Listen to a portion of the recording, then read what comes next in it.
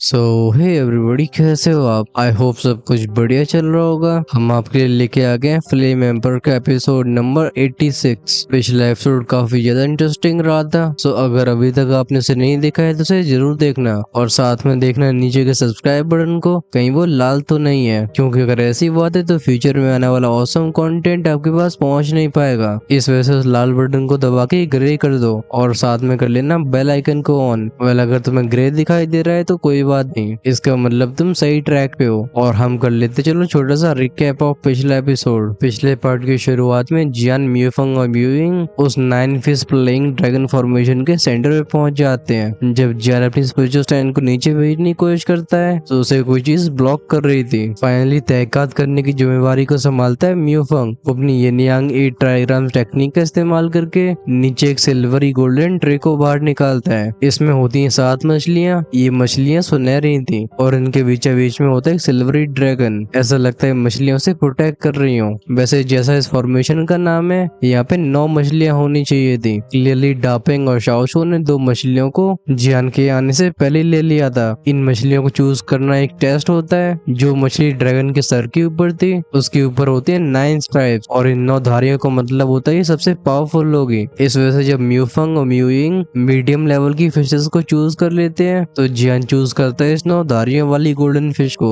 Finally इस fish का इस्तेमाल करके जियान ने जगा लिया था उस गार्डियन को, जिसे चैलेंज करके उसे फॉर्मेशन स्टोन मिलेगा। उस प्रोसेस के बारे में जानने के लिए आपको देखना पड़ेगा पिछला एपिसोड। वो गार्डियन और कोई नहीं बल्कि टियान मुयू क्लैन का आखिरी लीडर होता है। ये शुरुआत में तो जियान के ऊपर हमला करता है, लेकिन जब गोल्डन डैकिंग इसकी चपेट मारते हैं तो इसकी बुद्धि ठिकाने आ जाती है। फाइनली शुरुआत हो गई थी सवाल जवाबों की। वो बताता है कि उसने जियान के ऊपर हमला इसलिए किया क्योंकि उस गार्डियन को जियान की फ्लेम में से वो पावर सेंस हो रही थी, जिसका इस्तेमाल करके टियानम्यू क्लैन को डिस्ट्रॉय किया गया था। गोल्डन डैगिंग उस ड्रैगन किंग से, जिसका नाम यूजुआन था, पुरानी हिस्ट्री के बारे में पूछते हैं। अब चलो हम यहीं से इस एपिसोड को कंटिन्यू करते हैं। गोल्डन डैगिंग के सवाल को सुन के यूजुआन के चेहरे पे एक इंटेंस सैडनेस से भरा एक्सप्रेशन आ गया था। ये एक्सप्रेशन इतना दर्द भरा होता है जैसे किसी का दिल चीरा जा रहा हो। यूजुआन के चेहरे के एक्सप्रेशन को देख के जियान एकदम सतर्क हो जाता है। जैसा कि यूजुआन ने कुछ समय पहले बताया था कि जिन लोगों ने उसके क्लैन को तबाह किया था वो ही फ्लेम्स को वील्ड करते थे, और अगर जियान की फ्लेम उनसे कनेक्टेड लग रही है तो फिर कहीं भावनाओं के वश में आके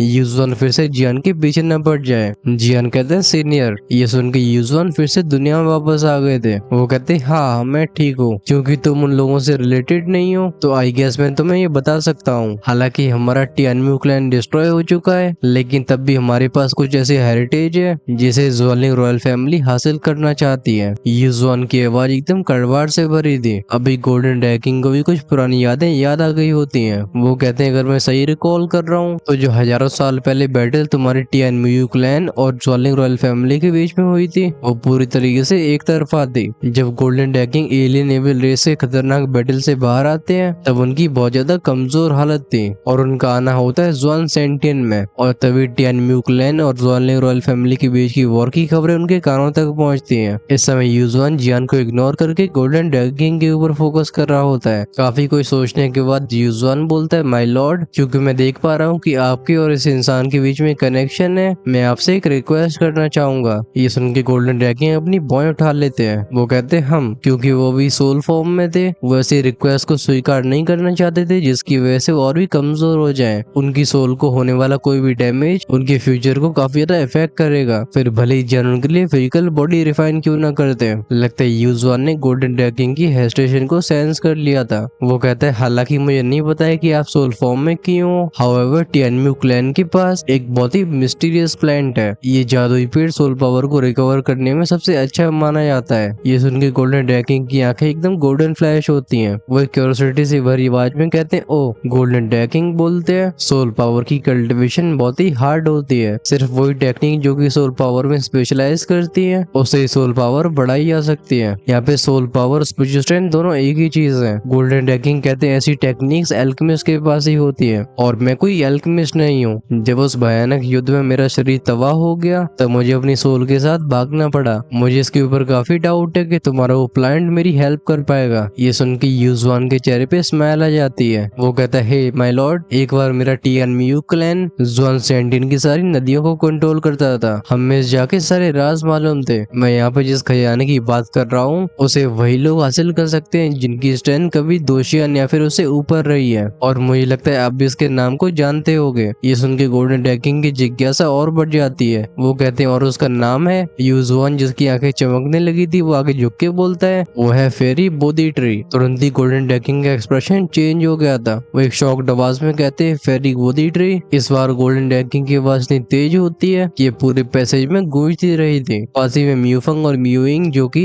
अपने 6 स्टार दूधी लेवल की गार्डियन से फाइट कर रहे होते हैं वो इसे सुन लेते हैं। म्यूफंग कहता है उस तरफ तो जियान का हो रहा है। उसका चेहरा डार्क हो गया था। बात बस ऐसी थी कि वो तो 5 स्टार दूधी भी नहीं था और उसका अपोनेंट होता है 6 स्टार दो एम्पर लेवल का। इस वजह से न चाहते हुए भी म्यूफंग को अपने अपोनेंट पे ध्यान देना पड़ता है। दूसरी तरफ कुछ ऐसी हालत म्यूइंग की भी होती है। जिस तरीके से जियान ने अपनी फ्लेम्स का इस्तेमाल करके उस वाटर एनर्जी को एकदम वेपराइज कर दिया था, म्यूइंग भी अपनी एजर फ्लेम से कुछ ऐसा ही कर रही होती है। उसकी अभी की 4 स्टार दूधी परफेक्शन की स्ट्रेंथ जैसे तैसे करके 6 स्टार दूधी लेवल के गार्डियन को रोक पाती है। जियान की तरफ से आई आवाज को सुन के उसका एक्सप्रेशन भी चेंज हो जाता है। वो मनी मन में कहती है प्लीज सेफ रहना। इसी के साथ म्यूइंग के अटैक और भी फियर्स हो गए थे। एक दूसरी जगह पे होती है वो दोनों भाई बहन। वो लड़की दापेंग बोलती है मूर्ख लोग, खासकर उस लड़के की हिम्मत उस हाईएस्ट लेवल के गार्डियन को चैलेंज करने की हो गई है। क्या वो इतना भी पता नहीं लगा पाया कि उस गार्डियन की स्ट्रेंथ 8 स्टार दूधी लेवल की है। वो शाओशो कहते हैं उन्हें वहीं पे छोड़ो। अगर उन तीनों की यहाँ पे जान भी चली जाती है तब भी हमें कोई ब्लेम नहीं करने वाला, क्योंकि किसी को सच्चाई का पता नहीं होगा। चलो ज्वालिंग इंपीरियल पॉइंट की तरफ आगे बढ़ते हैं। ये सुन के वो डापेंग कहती है बिल्कुल सही कह रहे हो आप। उसके चेहरे पे कोल्ड स्माइल आ गई होती है। डापेंग कहती है लोगों के हिसाब से जियान ने उस ट्विन गोस्ट एम्बर की बॉडी को डिस्ट्रॉय कर दिया था, लेकिन अब इसे सामने से देखने पे ऐसा लग रहा है जैसे एक नंबर का मूर्ख हो। ये कह के दोनों हंसने लगते हैं। फिर इन दोनों का ध्यान जाता है उस गोल्डन फिश पे जिसमें से एक हल्की सी रोशनी बाहर आ रही थी। सियान वापस जियान वाली गुफा में गया था। अभी तक गोल्डन ड्रैगन का शौक फीका नहीं पड़ा होता। वो कहते क्या तुम सर्टन हो? आखिर तुम्हारे ट्वेनव्यू क्लैन के पास फेरी बोधी ट्री जैसे रियर चीज कैसे हो सकती है? ये सुन के यूजुआन एक सोलम आवाज में कहता है माय लॉर्ड, मैं इस अपनी बची हुई जान की कसम खाता हूँ कि मेरे शब्दों में बिल्कुल झूठ नहीं है। हमारे ट्वेनव्यू क्लैन को फेरी बोधी ट्री भी लक की वजह से ही मिला था। भले ही ज्वाल ने रॉयल फैमिली ने हमारे क्लैन को तबाह कर दिया हो, लेकिन मुझे भरोसा है कि वो उस प्लैनेट तक नहीं पहुंच पाएंगे। अभी भी गोल्डन ड्रैगन स्केप्टिकल रहते हैं। वो कहते हैं फेरी बोधी ट्री को एक डिवाइन ट्रेजर कहा जा सकता है। आखिरकार इसके पास वो एबिलिटी है जिससे बिखरी हुई सोल को भी सही किया जा सकता है। वहीं पे अगर ज्वाल ने रॉयल फैमिली के पास दोशियन एक्सपर्ट है तो फिर तुम्हें ऐसा क्यों लगता है कि वो उसे हासिल नहीं कर पाएंगे? ये सुन के यूजुआन की आंखों में एक अलग लाइट फ्लैश हुई थी। वो कहते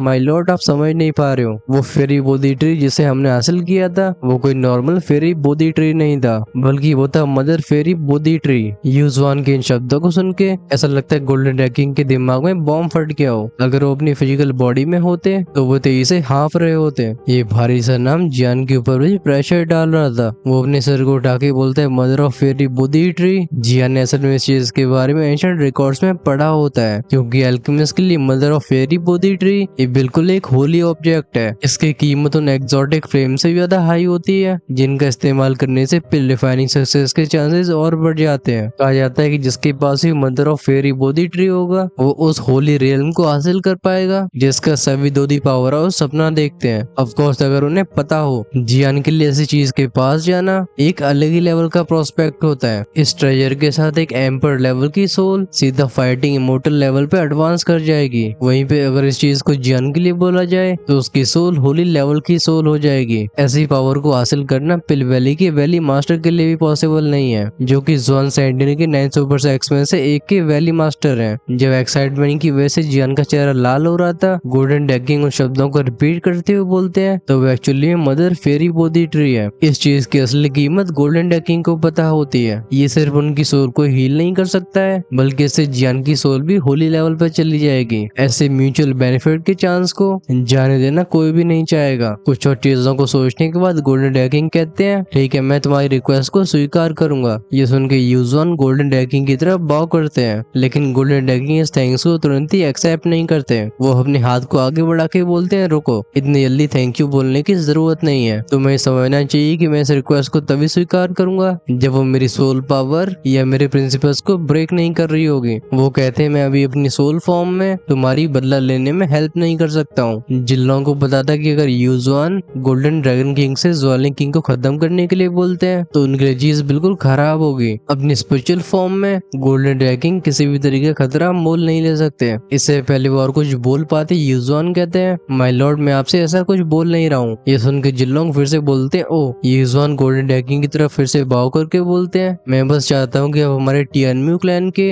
आखिरी सर्वाइवर को प्रोटेक्ट करो जिससे वो हमारी ब्लड लाइन को आगे बढ़ा सके। गोल्डन ड्रैगन कहते हैं आखिरी सर्वाइवर, लेकिन उन्हें जो खबरें मिली थी उसके हिसाब से ज्वालिंग रॉयल फैमिली ने टियानम्यू क्लैन को पूरी तरीके से अनाइलेट कर दिया था। जिनलोंग की कंफ्यूजन को दूर करते हुए युजुआन कहते हैं उस कत्लेआम से पहले मैंने उस खतरे को महसूस कर लिया था। जब मेरा क्लैन ऐसी डेस्परेट सिचुएशन का सामना करता है तो मुझे अपनी बेटी को सील करना पड़ा था। अब बस मुझे उसकी कंडीशन के बारे में मालूम नहीं है। ये सुन के जियान की आंखें चमकने लगी थी। ऐसा लगता है उसे कुछ समझ में आ गया हो। बात ऐसी थी कि कहा जाता है कि पुराने समय में कुछ ऐसी टेक्निक्स एग्जिस्ट करती थी जिनका इस्तेमाल करके किसी की लाइफ को सस्पेंडेड स्टेट में पूरी तरीके से सील किया जा सकता है जैसे वो इंसान कई सालों के बाद भी जी सके। गोल्डन ड्रैगन एक भारी सी आवाज में कहते हैं तब से अब तक हजारों साल निकल चुके हैं, हो सकता है कि वो अभी तक सरवाइव नहीं कर पाई हो। अपने अनुभव की वजह से गोल्डन ड्रैगन को जियान से ज्यादा मालूम होता है। वो जानते थे कि भले ऐसी सीलिंग टेक्निक्स काफी इफेक्टिव हो लेकिन इसका मतलब ये नहीं है कि कोई भी मनचाहे समय तक जी सकता है। युजुआन कहते हैं मेरे क्लैन की सीलिंग टेक्निक स्पेशल है। मैंने अपनी बेटी को जब सील किया था वो अभी वैसी स्टेट में होगी और अगर समय को देखा जाए तो अब से 1 साल बाद उसकी सील डिसिपेट होने वाली है। युजुआन की पूरी एक्सप्लेनेशन को सुन के गोल्डन ड्रैगन के डाउट हट जाते हैं। वो कहते हैं तो ठीक है मैं तुम्हारी हेल्प करूंगा, ये डील हम दोनों के लिए अच्छी है। युजुआन तुरंत एक डार्क ब्राउन कोंग जियान के हाथ में दे देते हैं। एक कोंग बेसिकली होता है शंख जिसे समुद्र के अंदर पाया जाता था। आई गेस शंख को तो समझती होगे जिसे युद्ध की शुरुआत होने से पहले बजाया जाता है। युजुआन जियान से कहते हैं एक कोंग तुम्हें मेरी बेटी तक पहुंचाएगा। एक बार जब तुम उसके पास होगे तो इसमें से बाहर आने वाला वो वॉरमोरा तुम्हें उसके करीब ले जाएगा। मैंने अपनी बेटी को मेडुसा क्लैन को सौंपा था और उसकी सेफ्टी के लिए मैंने अपने दिमाग में से भी उसकी मेमोरीज हटा दी जिससे मेरा इस्तेमाल करके कोई उसे ट्रेस न कर सके और इसी कारण की वजह से मुझे भी उसके एग्जैक्ट लोकेशन के बारे में पता नहीं है। जैनिस कोंग को पकड़ते हुए बोलता है सीनियर आप बिल्कुल चिंता मत करो क्योंकि मेरे मास्टर ने आपको प्रॉमिस किया है तो हम अपनी बात से बिल्कुल मुकरने वाले नहीं है। युजुआन फिर से बाव करके बोलते हैं इस समय मदर फेरी बोधी ट्री को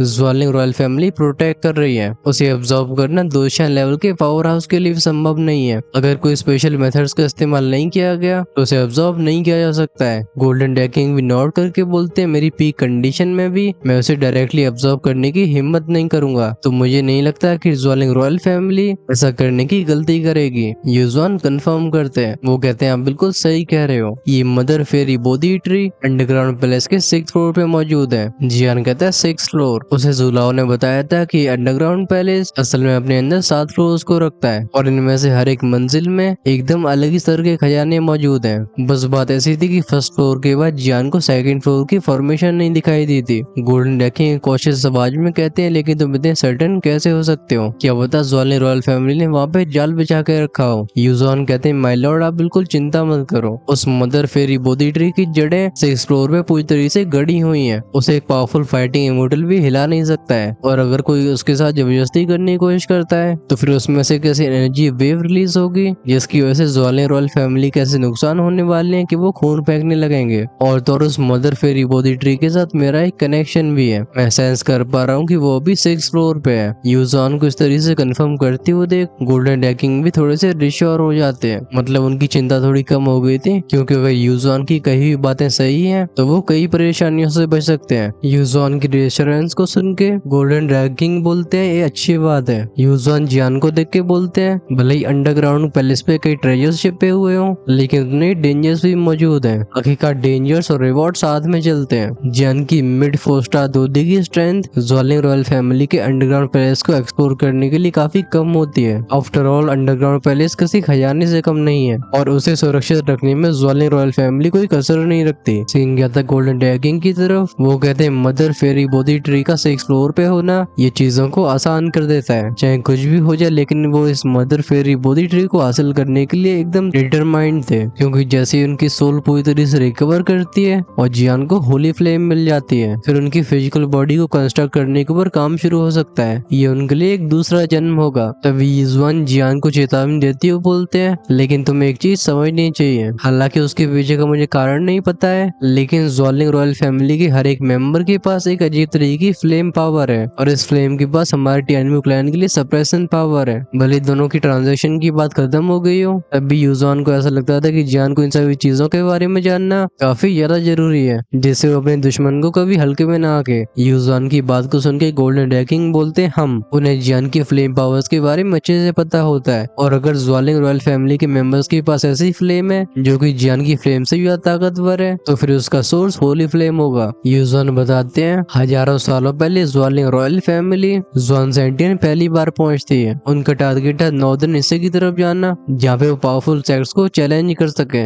लेकिन ज़्वान सेंटियन की जर्नी में उन्हें हमारे टियानमू क्लैन के बारे में मालूम पड़ जाता है। मुझे अच्छे से याद है कि ज्वालिंग रॉयल फैमिली के एक लीडर जो कि एक हाई लेवल का दूधी एक्सपर्ट था, उसने उस नदी से खजाने को हासिल किया जहाँ पे हमारा टियानमू क्लैन रहता था। फिर काफी अर्ली ज्वालिंग रॉयल फैमिली बहुत सारे एक्सपर्ट्स को इकट्ठा करके हमारे ऊपर उस समय हमला करती है जब हम सभी आराम कर रहे थे और तब हमारा पूरा क्लैन वाइप आउट हो गया। ऑफ कोर्स इसके बदले में ज्वालिंग रॉयल फैमिली को भारी नुकसानों का सामना करना पड़ा था, लेकिन हमारे पास इतने ज्यादा रिसोर्सेज थे कि उन्हें हासिल करने के बाद ज्वालिंग रॉयल फैमिली तेजी से फैलना शुरू हो जाती है। आज ज़्वान सेंटियन में जो ज्वालिंग रॉयल फैमिली खड़ी हुई है, उनकी बुनियाद हमारे क्लैन के मेंबर्स की हड्डियां हैं। यहाँ तक बोलते बोलते यूज़वान के चेहरे पे फिर से गुस्सा झलकने लगता है और कड़वाहट से भरी आवाज में बोलते हैं ज्वालिंग रॉयल फैमिली ने जिन अटैकर्स को इकट्ठा किया था उनमें से एक बड़ा सा समूह फ्लेम पावर्स का इस्तेमाल करता था और ये फ्लेम हमारे टियानमू क्लैन को सप्रेस करती है। हमारे जल्दी हारने के पीछे वही सप्रेशन था। जियान कहता है फ्लेम पावर, क्या आपको याद है कि वो किस तरीके की फ्लेम थी? इस सवाल को सुन के यूज़वान का चेहरे का एक्सप्रेशन डार्क हो जाता है। वो कहते हैं वो फ्लेम पावर, मुझे अब भी उसे याद करके एक चिर फील होती है। जब मैंने उसे पहली बार देखा था तो मुझे ऐसा लग रहा था कि वो मेरी रूह को जला सकती है। उसकी स्ट्रेंथ सच में बहुत टेरिफाइंग थी। जियान यूज़वान के शब्दों में फियर साफ तौर पर फील कर पाता है। इससे पहले जियान और कुछ सोच पाता, यूज़वान के अगले शब्दों ने उसके एक्सप्रेशन चेंज कर दिए थे। यूज़वान कहते हैं लेकिन उस फ्लेम का इस्तेमाल करने की वजह से बैटल के बीच में ज्वालिंग रॉयल फैमिली के लीडर्स को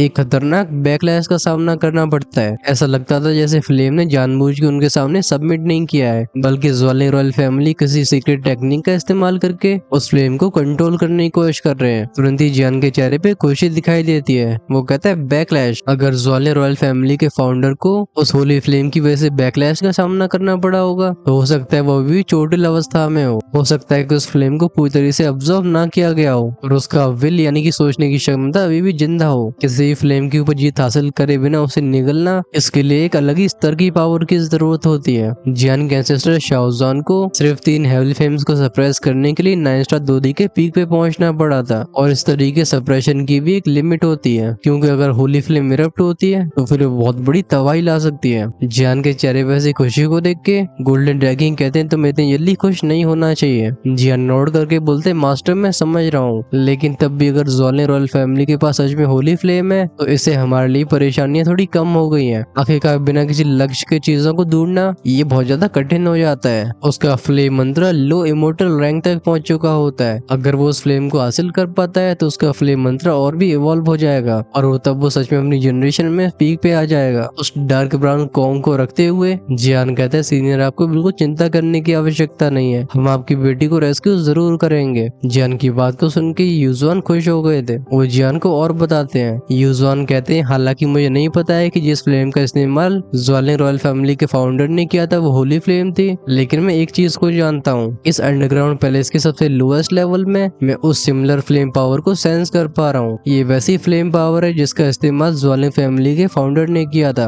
ये सुन के जियान जस्ट खुशी होने वाला था, तभी यूज़वान कहते हैं लेकिन मैं उस फ्लेम सोर्स के आसपास कई पावरफुल औरों को भी सेंस कर पा रहा हूँ। लगता है ये सभी प्रेजेंसेस उसे गार्ड कर रही हैं। लगता है उन पावरफुल एक्सपर्ट्स को जियान ने पूरी तरह से इग्नोर ही मार दिया था। वो एक खुशी से भरी आवाज में कहते हैं अंडरग्राउंड पैलेस का 7th फ्लोर। अगर होली फ्लेम सच में 7th फ्लोर पे होती है तो उसे बस सही मौके का इंतजार करना है। जियान के चेहरे के एक्साइटिंग एक्सप्रेशन को नोटिस करके यूज़वान कहते हैं तुम्हें बहुत ही ध्यान से आगे बढ़ना होगा। ज्वालिंग रॉयल फैमिली और कुछ घोस्टली फोर्सेस के बीच में कुछ रिलेशंस हैं। इस वजह से मुझे लगता है कि 7th फ्लोर को कुछ दोषियां लेवल के एक्सपर्ट्स गार्ड कर रहे होंगे। तभी गोल्डन ड्रैगन कोड स्नॉट करके बोलते हम वैसे भी हमें 7th फ्लोर पे तो पहुंचना ही है। और जहाँ तक बात रही उन 2 इमोर्टल पावर हाउसेस की, ये कहते ही गोल्डन ड्रैगन के 16 अवतार में से एक डोमिनरिंग ऑरा रिलीज हुआ था। ऐसी एनर्जी को सेंस करके यूज़वान का मुंह डब्बे की तरह खुला रह जाता है। वो कहता है ये एनर्जी, ये ऑरा हाफ 2 इमोर्टल का है। यूज़वान ये नहीं नहीं भूले थे कि इस समय गोल्डन ड्रैगन अपनी सोल अवतार में है, और अगर तब भी वो हाफ इमोर्टल की ऑरे को रिलीज कर पा रहे हैं तो फिर जब उनकी स्ट्रेंथ रिकवर होती है वो सच में ज़ोल रॉयल फैमिली को अपने हाथों से मसल पाएंगे। दूसरी तरफ गोल्डन ड्रैगन ने जियान के ऊपर ध्यान नहीं दिया था। इस हाफ इमोर्टल लेवल के ऑरे की वजह से जियान को अपने घुटने टेकने पड़ते हैं। हम उसे तेजी से खांसते हुए देखते हैं। इस खांसने की आवाज को सुन के गोल्डन ड्रैगन फाइनली अपने ऑरे को वापस लेते हैं। वो कहते हैं मैं सिचुएशन को समझ गया हूँ, चिंता मत करो, मैं इसका ध्यान रखूंगा, क्योंकि जब जब इस किंग ने प्रॉमिस किया है वो प्रॉमिस कभी नहीं टूटा है। उस इंटेंस प्रेशर की वजह से यूजुआन को चीजों के बारे में सोचने का समय नहीं मिल रहा था, लेकिन जब गोल्डन ड्रैगन अपने पूरे ऑरे को रिट्रैक्ट कर लेते हैं तो यूजुआन को उस ऑरे की खासियत मालूम पड़ती है। वो कहते हैं ये ऑरा ये ड्रैगन क्लैन की गोल्डन ड्रैगन किंग का है। भले ही वो खुद कभी गोल्डन ड्रैगन से न मिले हो, तब भी यूजुआन को पता था कि ड्रैगन क्लैन हमेशा से एलियन एविल रेस के खिलाफ खड़ा रहा है और उनके ऊपर पूरी तरीके से भरोसा किया जा सकता है। फाइनली यूजुआन की नजरें जो कि जियान को देख रही होती हैं वो थोड़ी सॉफ्ट हो जाती हैं। वो कहते हैं तुम यहाँ पे ज़्वालिंग इंपीरियल पॉइंट के लिए आए होगे क्यों? इस पे बिना हेजिटेशन के जियान ने नोट कर दिया था। वो कहते सीनियर मैं आपके स्टोन का इस्तेमाल करके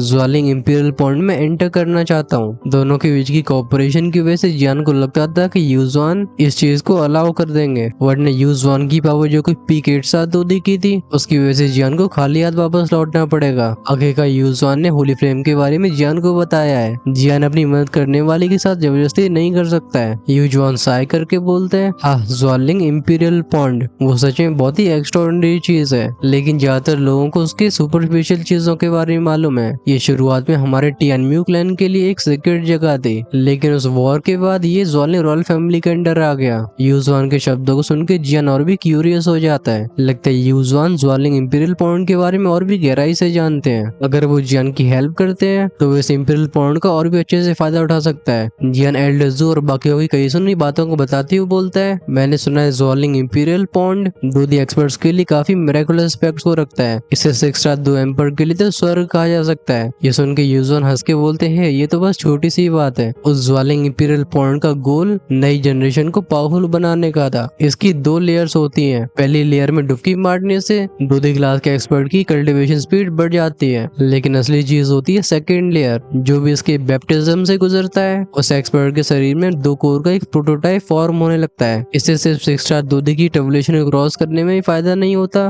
बल्कि इससे 2 शेल लेवल तक का भी एक रास्ता बन जाता है। जियान कहता है प्रोटोटाइप 2 कोर अभी उसका गला सूख गया था। एक 2 कोर को फॉर्म करने का मतलब ये है कि अगर वो एक्सपर्ट सही तरीके से कल्टीवेट करता रहता है तो वो एक न एक दिन 2 शियान में ब्रेक थ्रू कर लेगा। यूजुआन कहते हैं हाँ ज़्वालिंग रॉयल फैमिली में भी बहुत ही कम लोगों को सेकंड लेयर के बारे में मालूम है, और उनमें से भी अब तक बस एक ही इंसान है जो कि ज़्वालिंग इंपीरियल पॉइंट के सेकंड लेयर पे जा चुका है, और वो है ज़्वालिंग किंग। इस समय जियान के चेहरे पे एस्टोनिशमेंट से भरा एक्सप्रेशन था। वो कहते मैंने सोचा नहीं था कि ज़्वालिंग इंपीरियल पॉइंट के अंदर ऐसी जादुई चीजें छिपी होंगी। वो समझ रहा था कि अगर यूजुआन ने ये सब उसे नहीं बताया होता तो वो कितनी बड़ी अपॉर्चुनिटी को मिस करने वाला था। जियान पूछता है सीनियर क्या फर्स्ट लेयर और सेकंड लेयर के बीच में कोई हिडन बैरियर मौजूद है, वरना ऐसा क्यों होता कि पिछले हजारों सालों में बस ज़्वालिंग किंग ही एक ऐसा इंसान है जो सेकंड लेयर में प्रवेश कर पाया है। यूजुआन नोड करते हैं। वो कहते हैं हाँ आखिरकार ये ज़्वालिंग इंपीरियल पॉइंट हमारे टियानम्यू क्लैन का सबसे कीमती खजानों में से एक था।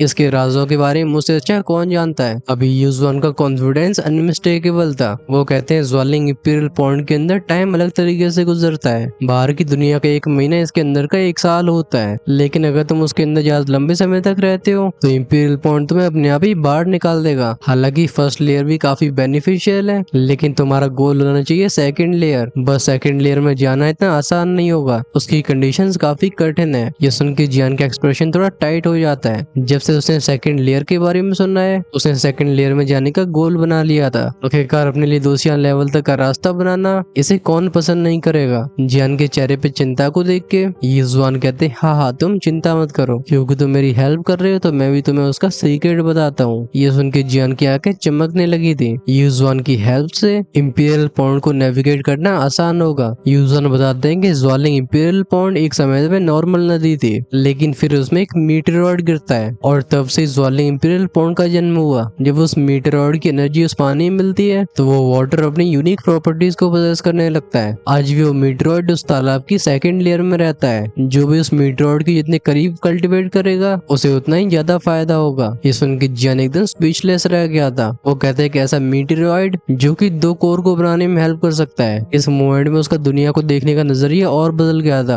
आखिरकार ऐसी मिस्टीरियस चीजों के बारे में आज तक उसने सुना नहीं होता। जियान की आंखों से जिज्ञासा ढलक रही थी। ये देखे यूजुआन कहते हैं, हालांकि मुझे उस मीटियोर की प्रॉपर्टीज के बारे में नहीं मालूम है, लेकिन मैं जानता हूँ कि उसके करीब कैसे जाया जा सकता है। और उसके बारे में तो जानना मैं भी चाहूंगा। बट हम आ गए एपिसोड के एंड तक। आई होप आपको एक्सप्लेनेशन पसंद आई होगी। अगर आपके पास कोई भी सजेशंस हो तो कमेंट्स में शेयर जरूर करना, जैसे हम फ्यूचर में चीजों को और भी इम्प्रूव कर सकें। नेक्स्ट पार्ट भी किसी सीक्रेट से भरा होगा। अगर आप उसे मिस नहीं करना चाहते तो चैनल को सब्सक्राइब करके बेल आइकन के बटन को ऑन करके रखो, जिससे रिलीज होते ही वीडियो सबसे पहले आपके पास पहुंचे। हमारे चैनल की मेंबरशिप भी ओपन है। अगर आप वीडियोस को रिलीज होने से पहले ही देखना चाहते हो तो आप डेफिनेटली मेंबरशिप का पार्ट बन के हमारी पर्सनली हेल्प कर सकते हो। ज्वाइन का बटन मिलेगा चैनल की होम पेज पे। Until then take care, tata bye bye.